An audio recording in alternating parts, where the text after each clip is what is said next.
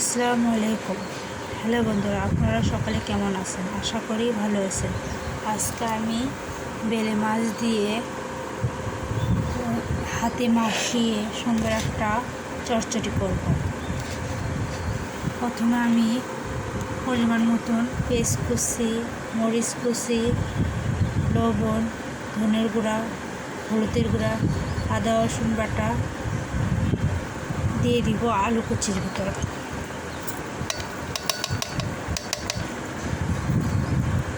তারপর আমি পরিমাণ মতন একটু তেল দিয়ে দিব। এরপর আমি ভালো করে মাখিয়ে নেব সব কিছু একসাথে।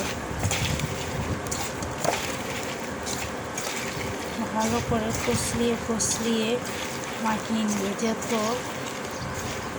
আলুগুলো ভালো করে মাখানো হবে ততই তরকারিটা অনেক মজা লাগবে। আমাদের বগুড়া জেলার লোকেরা ছোট মাছ এইভাবে হাতে মাখিয়ে রান্না করতে অনেক পছন্দ করে। তাই আমিও আজকে বেলে মাছ দিয়ে আলুর চটচটি করব।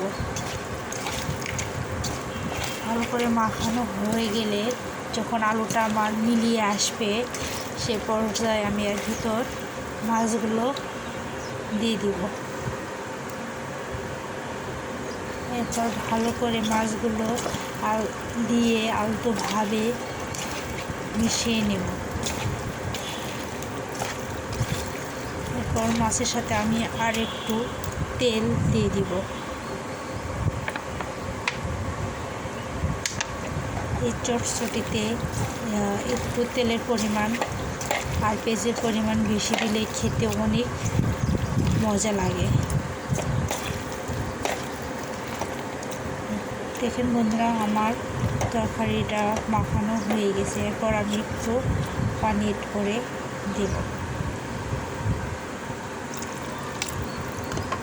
অল্প কিছু পানি দিয়ে আমি চুলায় এটা দিয়ে দেবো। আর আমার এই তরকারির মাখানো যদি আপনাদের ভালো